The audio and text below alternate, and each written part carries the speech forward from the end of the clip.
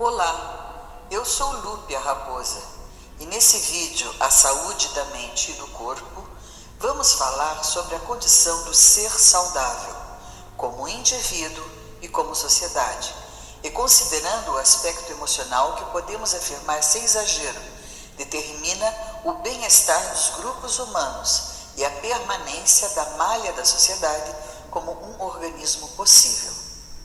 Vamos basear nossa reflexão no texto do sociólogo, filósofo e escritor Zygmunt Bauman, no livro 44 Cartas do Mundo Líquido Moderno, em seu capítulo Saúde e Desigualdade. Para nós, César Asturinan, Mao, o Puma e eu, que observávamos a sociedade dos seres alados dos Andes, embora muito mais simples e fácil de compreender do que a nossa, em alguns aspectos da sua dinâmica social, nos serviam como inspiração para pensarmos as sociedades humanas. Essa história aparece em Girassóis, Ipês e Junquilhos Amarelos, que conta a vida de César. Em uma parte do capítulo, E Eram Asas Enormes, nosso personagem César perde-se na insanidade, como alternativa à dor de se considerar um ser humano medíocre, menor, sem valor, inadequado. O texto nos diz assim: o desvario da loucura que o acometera naquele outono dos seus 70 anos, em que ele almejara a consequente libertação total dos sentidos, deveria ter acontecido já nos primeiros passos a descerem os degraus da enorme escadaria de pedra, como parte do acordo subconsciente secreto para desapegar-se do peso da sua sanidade e bom senso. Quisera libertar-se das amarras das convenções sociais, quisera o direito de estar além do certo e do errado, oportuno e inoportuno, lógico e ilógico. Quisera esquecer-se do que se esperava dele. Quisera o direito de se embriagar no ser sem limites. E alguém completamente liberto, como ele quisera vir a ser, deveria estar acima e absolutamente inalcançável aos raciocínios comuns, rasteiros e reles, ou aos argumentos e considerações minimamente convencionais. Acreditou que iria mergulhar de imediato na incoerência dos pensamentos e desfrutar da liberdade de uma mente sem compromissos, que se entregara docilmente às imagens tresloucadas, absurdas e divertidamente coloridas.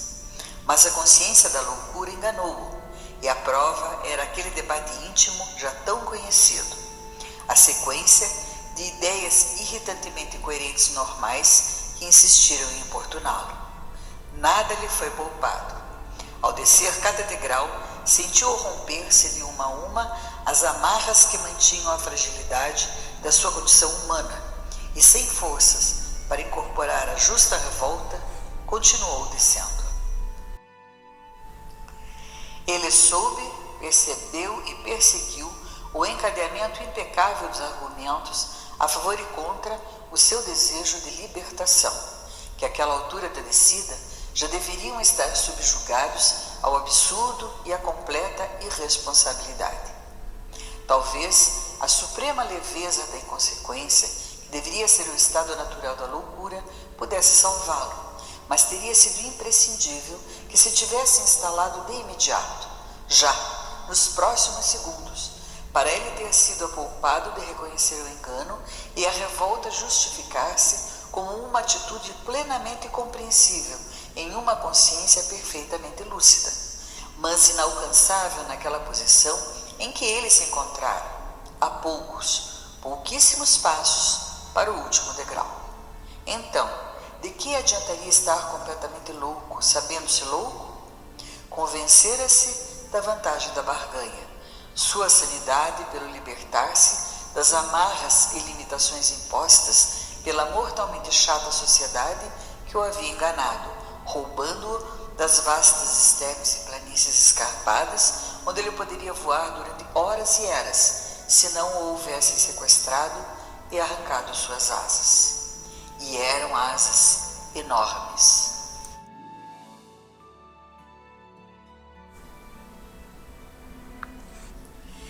Este texto pretende descrever a agonia de uma mente atormentada que deliberadamente se entregou à loucura como alternativa ao sofrimento de se julgar socialmente inaceitável. Não há aqui nenhum comprometimento à saúde física, num primeiro momento, mas é inevitável o bem-estar físico a médio e longo prazo depender diretamente do equilíbrio e da saúde mental do indivíduo. Trata-se de uma relação tão estreita e evidente que dispensa argumentações. Assim também, a condição de uma sociedade saudável depender diretamente de cada um dos seres que a compõem e do bom equilíbrio nos relacionamentos. Nos dias de hoje, é forçoso pensar a precariedade da condição da saúde social. Basta uma avaliação rápida e superficial para a conclusão de que o que se vive nas cidades, mesmo nas pequenas cidades, não pode ser considerado um ideal do bem-estar humano. Um dos grandes pensadores da nossa época nos oferece um diagnóstico e aponta uma solução. Para isso, a leitura de Bauman tem a vantagem da sua atualidade. É importante frisar que o Dr. Bauman evitou sempre as sentenças finais, as condenações inapeláveis. Por sabedoria, certamente, como filósofo e sociólogo, nunca perdeu de vista o imponderável aos grandes agrupamentos humanos, o que afasta definitivamente a crença cega nas fatalidades, e alguns talvez prefiram pensar no sagrado do livre-arbítrio. O texto de Zygmunt Bauman nos diz: até pouco tempo atrás, a ideia de que a prosperidade da elite social acabaria beneficiando o conjunto da sociedade graças a uma espécie de efeito de capilaridade fazia parte do senso comum cultivado com entusiasmo por lideranças de todas ou quase todas as correntes políticas. Mas essa teoria não está mais em uso em lugar algum, se é que algum dia esteve. O elo entre uma elite cada vez mais rica e o aumento da segurança e da saúde do conjunto da comunidade não passa de um produto da imaginação e, para não comer gato por lebre, um item de propaganda política. Por exemplo, Japão e Suécia são países administrados de maneira muito diferente. A Suécia é um grande estado de bem-estar social, enquanto o Japão oferece pouquíssimos programas de previdência social. O que os une, todavia, é uma distribuição relativamente equitativa da renda e, portanto, uma defasagem pequena entre o padrão de vida dos 20% mais ricos e dos 20% mais pobres da população.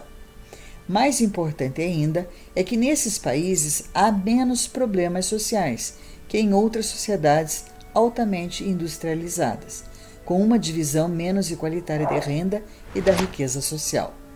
Outro exemplo nos é oferecido por dois países vizinhos, Espanha e Portugal.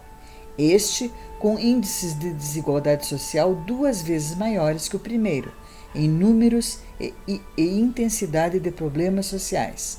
Portugal ganha de lavada da Espanha. Na maioria das sociedades desiguais do planeta, como os Estados Unidos ou a Grã-Bretanha, a incidência de doenças mentais é 3 vezes maior que nos países menos desiguais. Suas populações carcerárias são muito mais numerosas, assim como os problemas de obesidade, gravidez de adolescentes e, apesar de toda a riqueza nacional, os índices de mortalidade de todas as classes sociais, inclusive entre os mais ricos.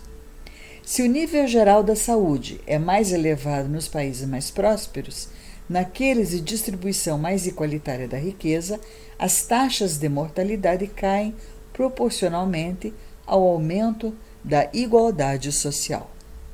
Descoberta notável e preocupante é que o acréscimo nos níveis de investimento na área de saúde quase não tem impacto na expectativa de vida média, mas o crescimento do nível de desigualdade tem forte impacto e extremamente negativo.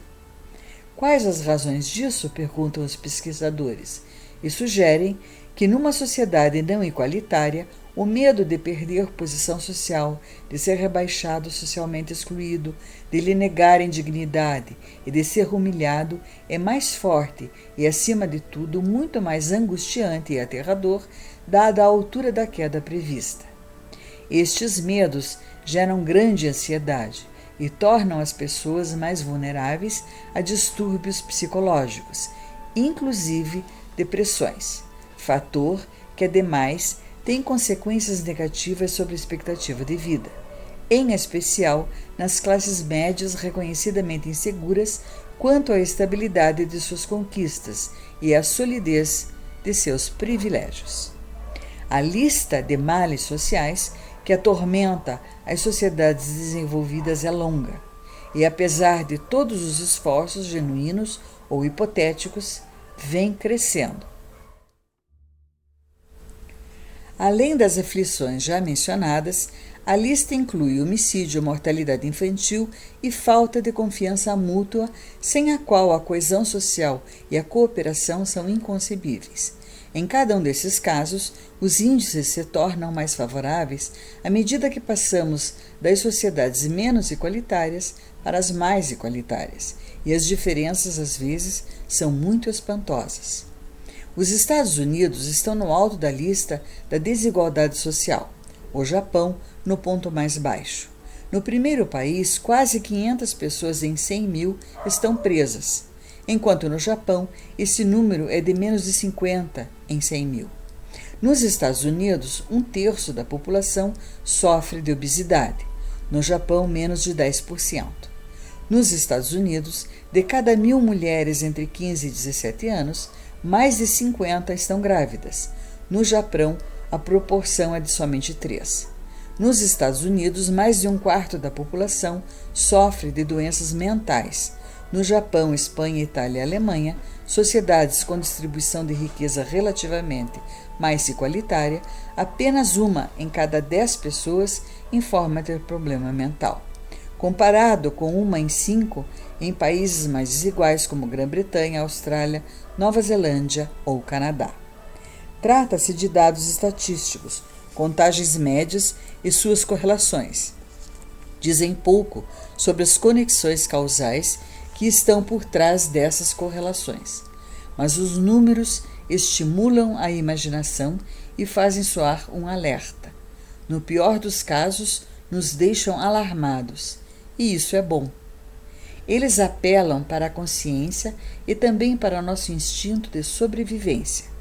Lançam um desafio e minam a nossa indiferença moral e o nosso letárgico senso ético, mas revelam, sem deixar qualquer margem de dúvida, que a ideia de buscar a felicidade e uma vida confortável, tomando como referência unicamente o próprio indivíduo, é um equívoco e uma ilusão, que a esperança de chegar lá sozinho é um erro fatal que vai de encontro aos próprios interesses da pessoa, como ilustra o feito do barão de Munchausen, de tentar sair do pântano puxando-se pela peruca.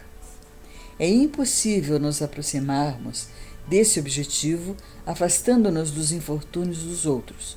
Somente juntos poderemos travar essa luta contra os males sociais, ou a perderemos.